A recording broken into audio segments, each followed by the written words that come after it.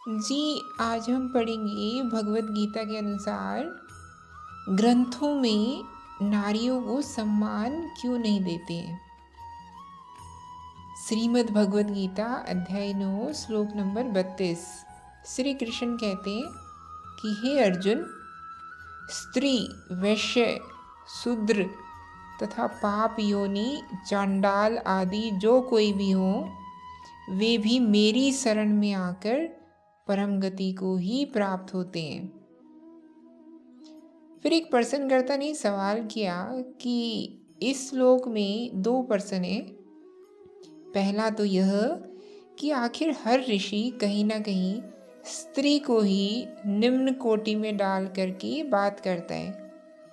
दूसरा कि क्या यह मन की ही दो स्थितियों की बात है, और अगर ऐसा है तो इस स्थिति में उपमा के तौर पर स्त्री को ही इतना नीचे के तल पर रखकर बात क्यों की जाती है, और अगर ऐसा कुछ है वास्तव में तो स्त्री होने के नाते ध्यान रखने वाली चीज़ क्या है। तो इसका उत्तर है, देखिए, समझना पड़ेगा। जहाँ से कृष्ण बात कर रहे हैं वहाँ से देखने पर तो जीव ही मिथ्या है, तो फिर काहे की स्त्री और काहे का पुरुष। जहाँ से कृष्ण देख रहे हैं वहाँ से देखने पर तो जीव ही नहीं है, तो स्त्री कौन और पुरुष कौन, जिंदा कौन और मुर्दा कौन। वो अर्जुन को कह रहे हैं कि ये जो जिंदा है वो भी मुर्दा है, और जो मुर्दा है वो कभी जिंदा थे। तो वह बिल्कुल एकदम घबराया हुआ है कि कुछ है या नहीं है। मरे हुए जो हैं वो कभी मरे नहीं, और जो जिंदा हैं वो पैदा हुए नहीं। कृष्ण तो जीव की ही सत्ता को मिथ्या बताए दे रहे हैं। अब उसमें क्या परेशान होना कि स्त्री कौन है और पुरुष कौन है। लेकिन सुनने वाला कौन है? अर्जुन है। तो अब हम अर्जुन पर ध्यान देते हैं। ये वो है जो पहले अध्याय में बता रहे थे कि देखिए, अगर हमने लड़ाई करी तो सब के सब क्षत्रिय पुरुष मर जाएंगे और फिर हमारी औरतें खराब हो जाएंगी।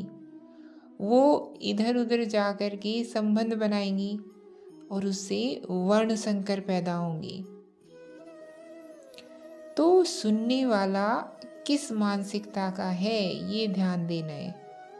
सुनने वाला तो जाति और लिंग, इन सब संस्कारों से घिरा हुआ है ना।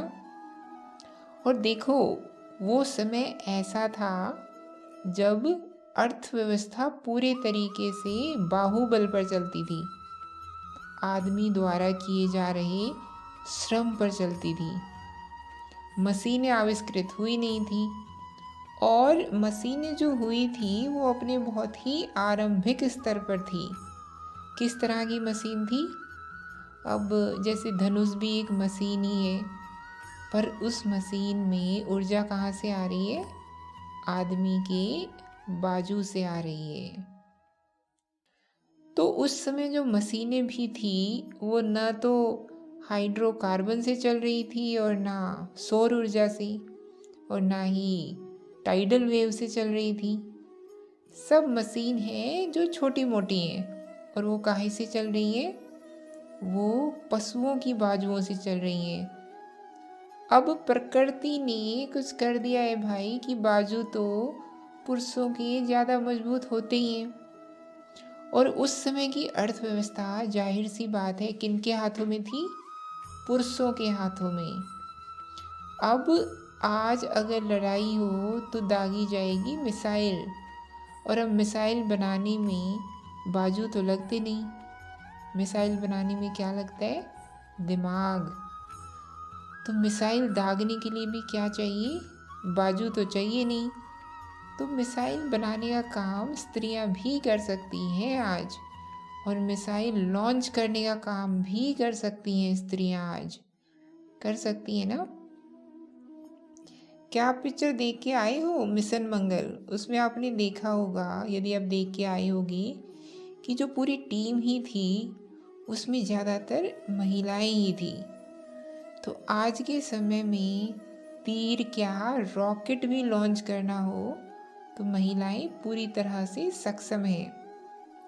पर उस समय होता था गदा युद्ध।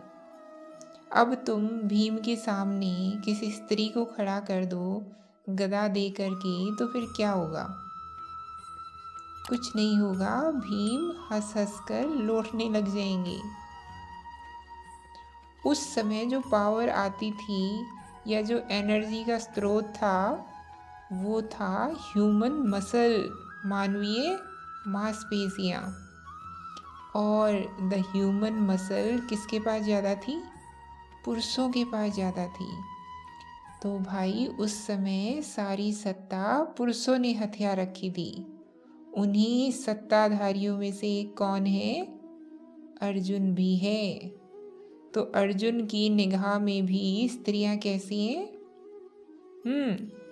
बात आ रही है समझ में? तो ये समय की बात है, अर्जुन को दोष नहीं दिया जा रहा। उस समय जो जितने भी लोग थे उन सब की दृष्टि में स्त्रियां थोड़ी नीचे की तल की ही होती थी, क्योंकि ऊर्जा तो है नहीं उनके पास। और पूरी अर्थव्यवस्था किससे चल रही थी? पूरी दुनिया ही किससे चल रही थी? ऊर्जा से। आज भी जो बड़े बड़े संग्राम हो रहे हैं, जो बड़ी बड़ी लड़ाइयाँ चल रही हैं दुनिया में, वो किसके लिए हो रही हैं? एनर्जी के लिए। ये जो लगातार मिडल ईस्ट में कोहराम मचा रहता है, ये क्यों मचा रहता है? क्योंकि मिडल ईस्ट में क्या है? तेल है, ऊर्जा है। उससे मशीन चलेगी भाई, उससे यूरोप पूरा ठंड में गर्म रहेगा। ईरान ने कुवैत पर कब्जा क्यों किया था? खड़ी युद्ध क्यों हुआ था? कुवैत तो इतना छोटा सा है ना, सिर्फ 2 जिले के बराबर। सद्दाम हुसैन को क्या पड़ी थी कुवैत पर आक्रमण करने की? कुवैत के पास क्या था? तेल। अमेरिका की सीरिया में इतनी रुचि क्यों है? आधी दुनिया पार करके सीरिया में अमेरिका क्यों घुसा रहता है? रूस क्यों घुसा रहता है? क्यों घुसे हुए हैं सब वहाँ? क्योंकि वहाँ पर है ऊर्जा। और जहाँ कहीं ऊर्जा होती है वहाँ सत्ता होती है। फिर समझो, जहाँ ऊर्जा वहीं पर सत्ता है। क्योंकि आदमी की सारी ताकत किस पर आधारित है? ऊर्जा पर आधारित है। अब यह जो बात हो रही है, जिस समय की बात हो रही है, फिर से याद करो कि ऊर्जा पाने का एकमात्र जरिया क्या था? आदमी की बाजू। औरतों की बाजू कमज़ोर होती थी, आज भी होती है। लेकिन आज सौभाग्य की बात यह है कि महिलाओं के लिए ऊर्जा बाजुओं से नहीं आती, मस्तिष्क से आती है। तो इसीलिए बहुत संभव है कि आज किसी बड़े देश की सेना में बड़ा पद किसी महिला के पास हो सकता है, पर उस समय संभव नहीं था, क्योंकि कोई महिला नहीं आती थी गदा युद्ध करने। हाँ, कुछ ऐसे विवरण मिलते हैं कि कुछ महिलाओं ने शस्त्र विद्या सीखी और धनुष इत्यादि भी चलाने सीखे, पर वो बीच बीच में कभी कभी के हैं। तो अधिकांशतः तब लड़ाई करने वाले कौन थे? पुरुष। खेत जोतने वाले कौन थे? पुरुष। तो लो फिर, उत्पादन भी सारा कौन कर रहे थे? और अर्थव्यवस्था सारी किनके हाथों में थी? पुरुषों के हाथों में। तो जाहिर सी बात है कि वे स्त्रियों को कैसा समझते थे? नीचे का समझते थे। तो उनकी अर्जुन से बात की जा रही है। तो अर्जुन को कहा जा रहा है कि अर्जुन, मेरी शरण में आकर सबको मुक्ति है, भले ही वह तेरी दुनिया में नीचा समझे जाने वाले लोग ही क्यों ना हो। अर्जुन, तेरी दुनिया में तू जाति के आधार पर कुछ लोगों को नीचा समझता है ना। कृष्ण की शरण में आएंगे तो उनको भी मुक्ति है। अर्जुन, तेरी दुनिया में स्त्रियों को नीचा दर्जा दिया जाता है ना, तो वो कृष्ण की शरण में आएंगी तो महिलाओं को भी बराबर की मुक्ति है। तो कृष्ण तो बराबरी का दर्जा दे रहे हैं। कृष्ण कह रहे हैं कि मेरे सामने चाहे ब्राह्मण आए चाहे शूद्र आए, मैं तो सबको मुक्ति देता हूँ। भेद करने वाला कौन है? भेद करने वाली दुनिया है, भेद करने वाला संसार है, भेद करने वाले कृष्ण नहीं है। तो स्पष्ट हुआ आपको? इसमें महिलाओं की कोई गलती नहीं है, यह बात बस समय की है, और वो समय ऐसा ही था। अब पूछा है कि क्या महिलाओं में वास्तव में कोई खोट होती है? तो क्या हमें सतर्क होना चाहिए? इसका उत्तर ये है कि वह जो खोट है वह महिलाओं में विशेषकर नहीं है, वह महिलाओं में है और पुरुषों में भी बराबर की है। अगर सतर्क होना है तो दोनों को होना पड़ेगा, महिलाओं को और पुरुषों को दोनों को होना पड़ेगा। और वो यही है कि शरीर के चलाए जरा कम चलिए। अगर स्त्री ऐसी है कि शरीर के चलाए चलती है तो उसको भी सतर्क होना पड़ेगा, और पुरुष ऐसा है जो शरीर के चलाए चलता है तो उसको भी सतर्क होना पड़ेगा। तो देह से थोड़ा बच कर रहिए। देखा जरूर ऐसा जाता है, दृष्टिगत जो परिणाम है वो यही है। ये बताते हैं कि पुरुषों की सत्ता ने महिलाओं को कुछ ऐसा संस्कारित कर दिया है कि वो बहुत ज़्यादा देह भावना में जीती हैं। इसमें कुछ काम तो प्रकृति का है और कुछ काम इस पुरुष केंद्रित और पुरुष संचालित समाज का है। स्त्रियों से कह दिया गया है कि तुम्हें हम स्थान, सम्मान और धन तुम्हारे रूप और सौंदर्य के अनुपात में ही देंगे। और यह बात बहुत आरंभ से शुरू हो जाती है। एक पिक्चर देखी, छिछोरे, आईआईटी बॉम्बे पर आधारित है, वहाँ की हॉस्टल लाइफ से संबंधित है।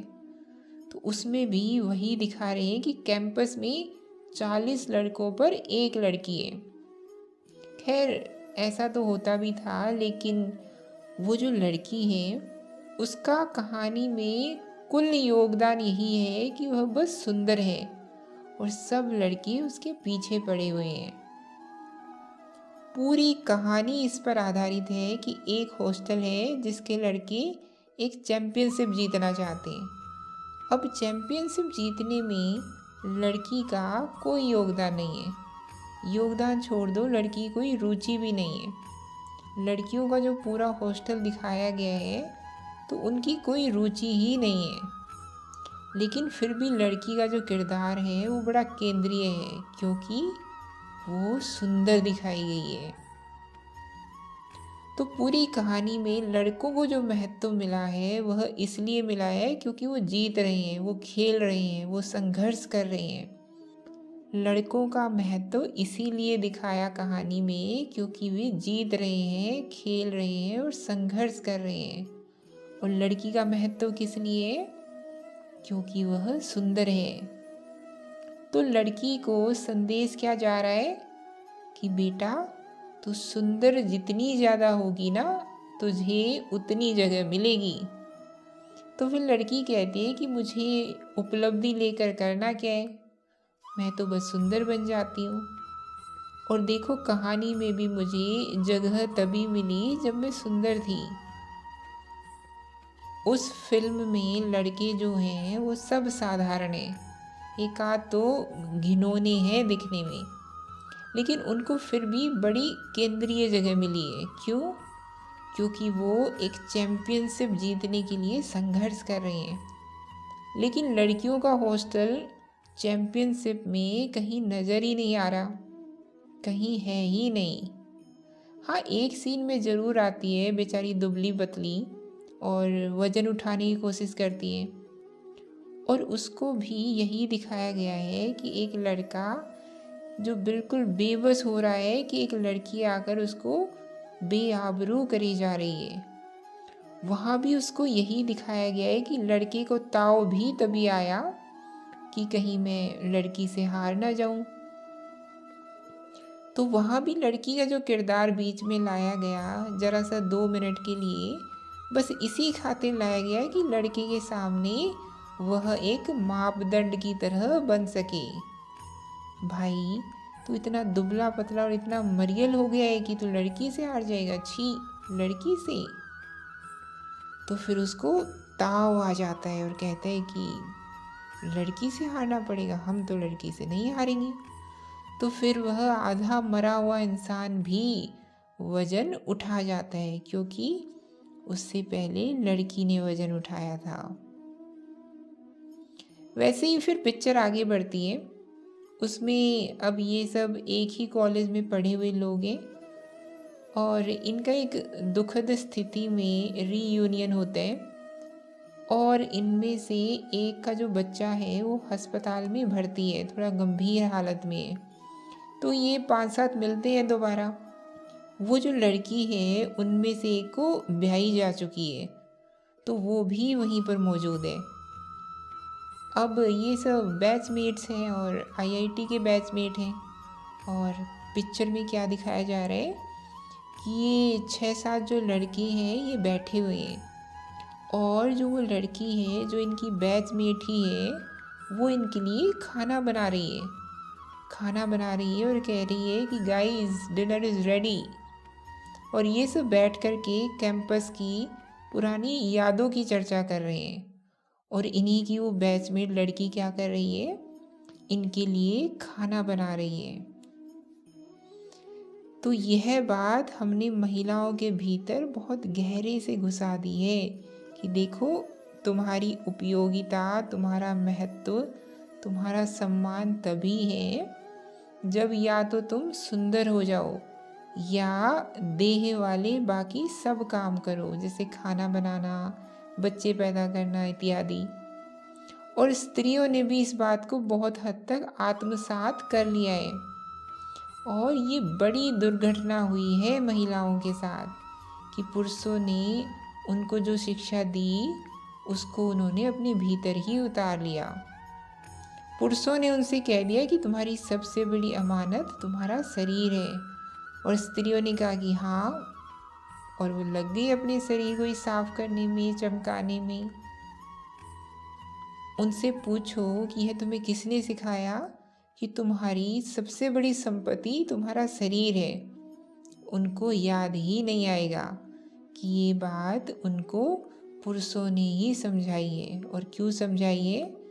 क्योंकि स्त्रियों का शरीर जितना चमकीला होगा, पुरुषों की काम वासना को पूरा करने में उतना ही सहायक होगा।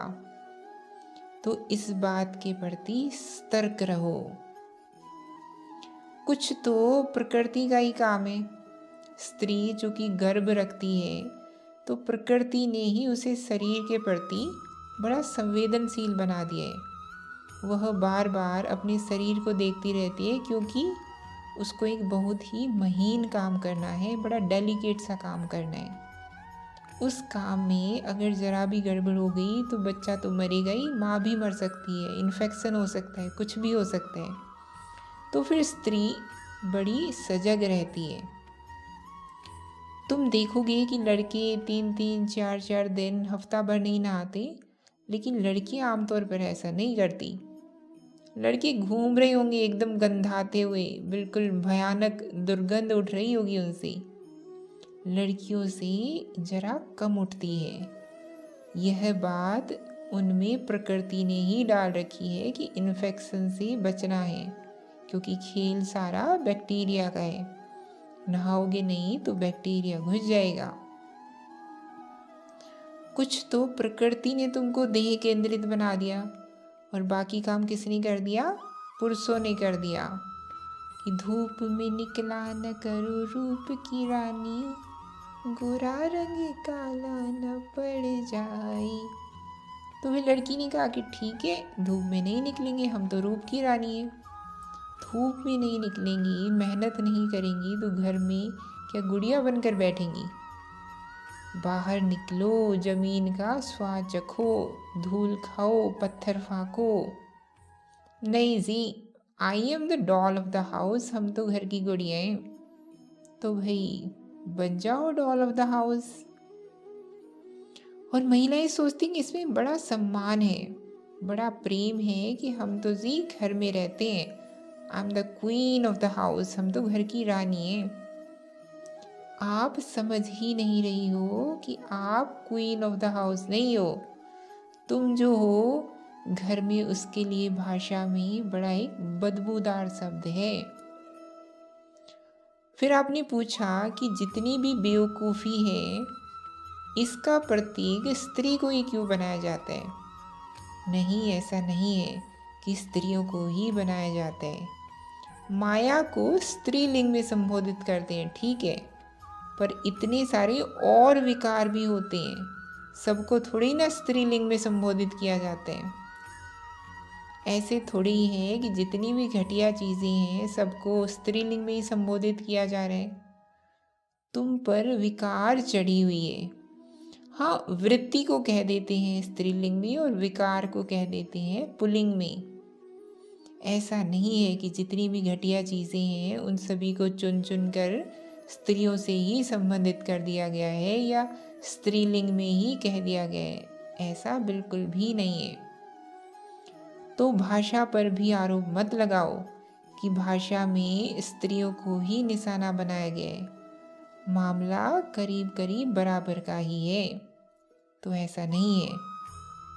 और हमारी भाषा भी तो बड़ी अनूठी है ना, हर चीज़ को एक लिंग से जोड़ देती है। यह काम अंग्रेज़ी में होता नहीं तो वहाँ पर यह सवाल उठता नहीं, पर भारतीय भाषाओं में, ज़्यादातर भारतीय भाषाओं में लिंग लगा दिया जाता है, पर उसमें भी यह बात नहीं है। तुम ये थोड़ी ना कहोगे कि तेरे हाथ में मल लगी है। अब मल क्या होता है? क्या स्त्रीलिंग होता है मल? मल स्त्रीलिंग तो होता नहीं। फिर इसीलिए लड़कियों के लिए, महिलाओं के लिए तो परम आवश्यक है कि उनके हाथ मजबूत रहें, उन्हें विज्ञान की जानकारी हो, अर्थव्यवस्था की जानकारी हो, दुनिया में जो घटनाएं चल रही हैं, हालचाल चल रहा है, उनका उन्हें पता होना चाहिए। और उनका अपना बैंक खाता होना चाहिए जिसमें उनके अपने निजी पैसे हों। व्यक्तिगत खाता होना चाहिए, ज्वाइंट भी नहीं होना चाहिए। यह साझेदारी न जन्म में चलती है और न मौत में चलती है, तो बैंक में काहे को चलती है? प्रेम कितना भी हो, आर्थिक आत्मनिर्भरता बहुत ज़रूरी होती है। बल्कि प्रेम भी तभी हो सकता है जब दोनों पक्ष सबल हों। यह मत कर देना कि अब प्रेम बहुत हो गया है तो अब हम अपनी व्यक्तिगत सत्ता क्या रखें, क्योंकि प्रेम का तो मतलब ही है ना समर्पण। तो आप जब तन और मन श्रीपति को ही समर्पित कर दिया है तो धन भी अपना क्या रखें? आओ परमेश्वर, धन भी तुम्हारा ही है। तो बात आई कुछ समझ में?